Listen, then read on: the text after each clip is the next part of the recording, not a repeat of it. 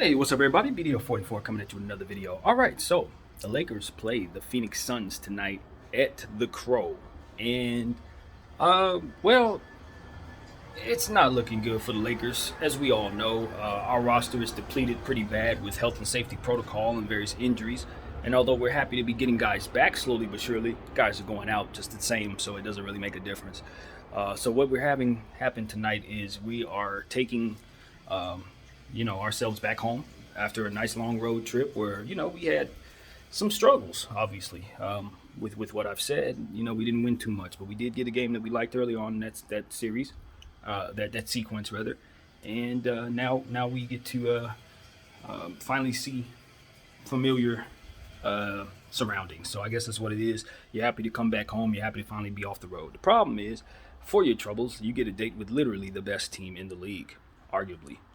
It's them in Golden State. So, look, this is the thing. The Phoenix Suns are going to bring a whole lot of everything because, as I said, they're a very good team. They can shoot, they can defend, they play team basketball. They have multiple players off of their bench who can go off. They got players who can rebound the ball in such a way that even if you play big, you're still going to have issues because Aiton's like that.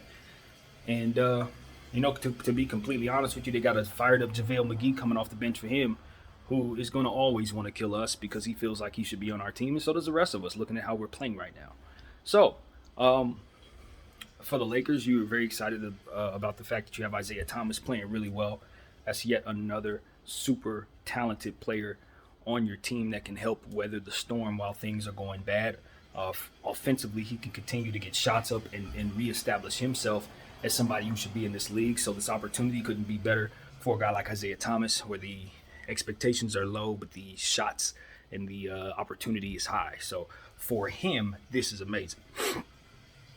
However, he's a competitor. He doesn't like losing. So I don't think he sees it that way. If I know of Isaiah Thomas the way I know of Isaiah Thomas, he ain't having no fun at all. And because he's coming in here looking at all these superstar players and he's wondering why the hell we losing. And so that's just my mentality and how I see that. He's seeing another great player coming into this situation. Like, why you dudes ain't playing like you're supposed to? That kind of thing. But, all in all, I think what we're seeing is improvement. The most important thing that we need to remember is that there's been a drastic jump in our defense from the time the season started to right now. So if there's anything we can hang our hat on, is the fact that our team under Frank Vogel has gotten better for whatever that's worth, which means if we can get some players in here who can do the things that we are not capable of doing right now, we can assume that jump will continue as those players come in and start to gel. But that's what this is all about. It's all about trades now. We really need Rob Pelinka to come through. It's not even about what happens on the floor anymore. It's about what type of roster moves can we make to make this team better in the short term. While AD is out, can we find some pieces that can put us in a position to rebound? Some guys like that. That's what we need. Someone mentioned that Damian Jones is back. I didn't see him back. I didn't look that up, but it just popped in my mind right now. But if that's the case, I'm very happy about that. If not, it's exactly the type of move we need to make. We need somebody like that to come in and rebound the ball. So just hold off on that, because I saw one single post. Someone said, "Welcome back, Damian Jones," and showed him dunking, and that's it. I kept scrolling and didn't even think to look back at it until it just hit me in the head right now. So I'll look that up and I'll tell you if we got our guy back. But that's ultimately what I'm hoping Rob will do. Find guys like that to come in, be tall, be long, catch lobs, block shots, and just give us some energy with some youth. Yeah.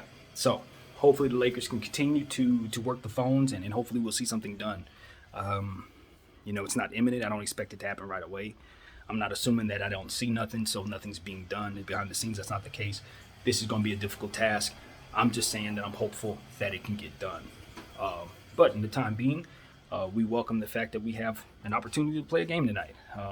The fact that the game hasn't been postponed is a good thing, because looking around the league, games are being postponed left and right. So if you have a matchup and you're able to be eligible for it, it's something to appreciate, believe it or not.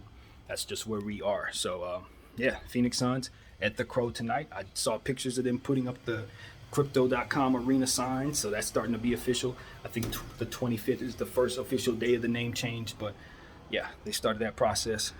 Kind of I would say kind of cool, because I guess change is good in some ways, but it is a sad thing given all the history and all that. So, yeah, I'm pretty sure they will do something special on Christmas to commemorate that or what have you. Hopefully they do.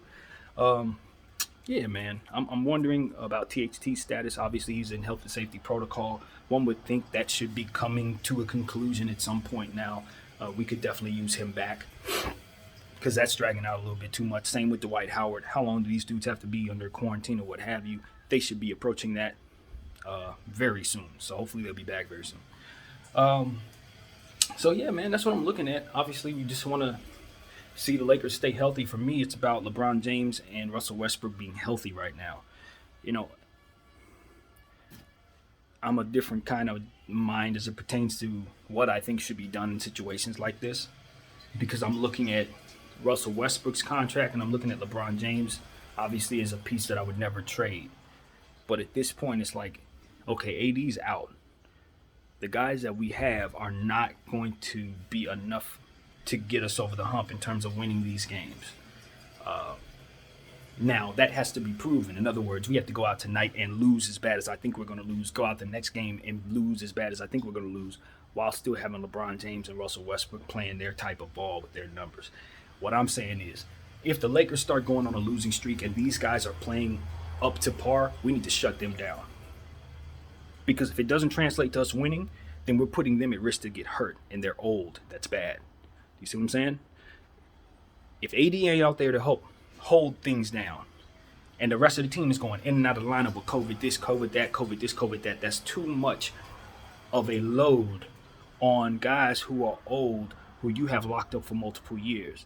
The fact that they're old means, to me, that they go down with the wrong injury and they never come back the same, meaning that value goes from being something that you can actually do something with to something you can do nothing with. And you're in a hole much deeper than the one you're in right now. If Russell Westbrook goes down with a torn ACL, it's over. And I'm not talking about this season. I'm talking about period. Because you can't trade him.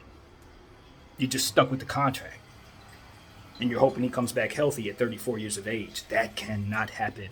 You got to see the fruit and not ever letting that happen. And so I'm of the mindset of, if you can't trade Russell Westbrook in the short term, you have to shut him down. You have to shut him down. For the same reasons that John Wall wasn't playing for the first half of the season with the Rockets, it's the exact same reason why the Lakers should not be playing Russell Westbrook right now. You can't do it. Because if he gets hurt, that contract is something you cannot get rid of. You're just stuck with it. You can't get better. LeBron James' tenure relies upon AD and Russell Westbrook coming back from injury. You can't let that happen. That's something that can be prevented by shutting them dudes down. Now, I know that's drastic.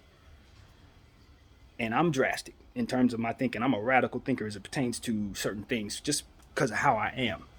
But I'm telling you, the risk is serious. Now, I know Russell Westbrook's a quality athlete, so I would never accuse him of not being prepared to play games or nothing like that, or not, him being injury prone. That's not my thinking. It has nothing to do with what I've seen from him in any way. Nor do I think this is something that he would be happy to do or nothing like that. I don't think this is not going to make anybody happy.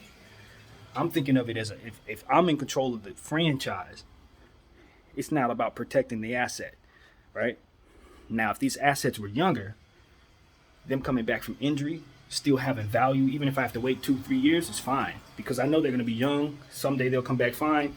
It's less of a risk. But when you're talking about guys who are 34, 35, certain type of injury they may not even play again. Certain type of injury, they come back and they're role players on contracts that are $200 million. That can't happen, fam. So, yeah, I know a lot of analysts are going to be talking about different things and all of that, but I'm totally somewhere else as it pertains to what the Lakers need to be doing right now.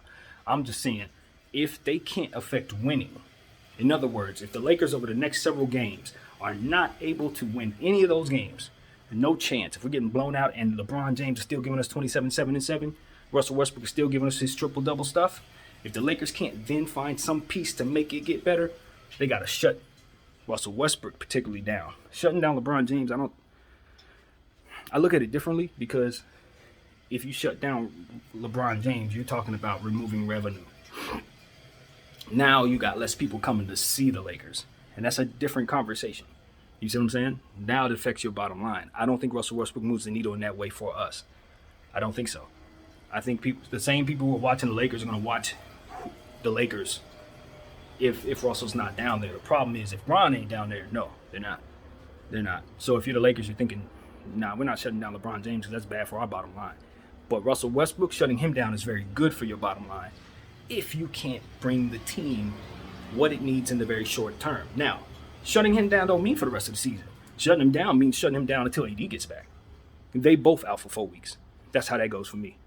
And it sucks because I don't think that makes Russell Westbrook stay in shape. I don't think that gives him the best opportunity to get the most out of his career in any way, shape, or form. This is not what's best for him mentally or for what he wants or none of that. But what I'm saying is if you the Lakers, you see me? I'm talking about if I'm Jeannie Buss. We got to try to salvage LeBron James' tenure at all cost. You gave away everything to do this. And while you gave away a lot for Russell Westbrook, with all due respect to the guys that we gave away for Russell Westbrook, we'll swallow that loss. You know, Kyle Kuzma, we'll swallow that loss. KCP, he gave us 3-4 years. We was great. That's cool. Trez, he was only here for a minute. You know, those pieces are, we can let those things go twice and not worry. But what we gave away Anthony Davis for to keep LeBron James happy, what we gave away to get Anthony Davis, brother, nah. When you saw what Lonzo just did, you know what BI's up to. And Darius Garland, of those, the 4th pick in that draft, which I look at as Darius Garland. No, that was too much of a return to let this tenure go bye-bye. And it's not just about that return. You're actually coupling it with the Russell Westbrook return when you look at it, because we did it all for this roster. So we gave away too much to let it go to crap. And just for Russell Westbrook to go down with some type of season-ending injury while AD's out. You know what I'm saying? Shut him down, bro. Shut him down. And see, the thing about it is, this is one of those situations where, like, I know I'm ahead of the game. You know, ain't nobody talking like this. Ain't nobody seeing it yet. I just happen to see it early. I know what we need to do early. And it's like, again, if they win the next couple games, no problem. No problem. You know why? Because Russell Westbrook and LeBron James were then able to keep the team above them. You see what I'm saying? They're able to win the games and be effective and so on. So it's keeping us afloat rather than being something that we're risking so much. You know what I mean? The risk is still there, but you can justify it with victories. Without victories, you just running those players around waiting for them to get hurt, and that's a mistake. So, yeah. Pressure on them to win these games that are impossible to win, basically. That's what I'm saying. Because I don't think they have any chance of beating the Phoenix Suns tonight, even if they play hard. You know, because the Phoenix Suns are going to be able to do certain things that are just going to push us out of the game anyway. So the only way the Lakers are going to win tonight, in my opinion, from a basketball schematic standpoint, is if Phoenix Suns just has an off night. They have to do some things to hurt themselves in order for us to win tonight. So that's the reality of it. And we're talking about the best team or the second best team in all of basketball. So good luck with that. I'm pessimistic, but I would sit Russell or LeBron for this game just because of that. I would sit one of them just off the strength because it's a free game. You're gonna lose anyway. It's a free game. Sit them. You know, that's how I think, though. Maybe that's not the way it should be done. That's not going to keep you above the fold. You know what I mean? If you're trying to be competitive. But I think I look at this season as a wash, man. And now I'm just more so about protecting the assets and protecting the franchise. That's it. You know? So that's where my head is. Going through the Bynum injury and various injuries over the years, it's taught me just like how important it is to kind of be careful with certain things. And giving these guys, in the circumstances that we're in, it just doesn't make any sense for us to continue this process the way that we've been doing it. You know, it's hard to really say what I'm thinking, but I'm really looking at it as some of those guys who are on this team looking for ring opportunities, they may want to go somewhere else. Cut and dry. Maybe a little too early to say that because we do have AD coming back. You know what I mean? And if he were to come back 100%, we still in the mix. You know what I mean? So maybe it's too early to say that. But I'm looking at a guy like Carmelo Anthony, I'm saying, man, Philly probably it. Or, you know, Phoenix probably it. Honestly, like real talk. I just don't look at us as that place anymore. You know, I really don't. Not right now. I don't see it. I think those guys are more so to the detriment of our chances of getting the championship rather than us being able to drag them there. Do you see what I'm saying? It's like we're asking them to do the heavy lifting. That's not the role guys like that should be in right now. And like more than half of our team is those type of players. So, yeah, that's where my head at, man. That's where it is. I'm a realist. I'm one of them real Laker fans. Not rah-rah. Only when we're good. When we're not good, it's tear it up and let's get good. So, that's how we operate over here. Yeah, my name is BDF44. It's Lakers for life. Since I was a little kid, it's always gonna be that way. And I'm out. Peace.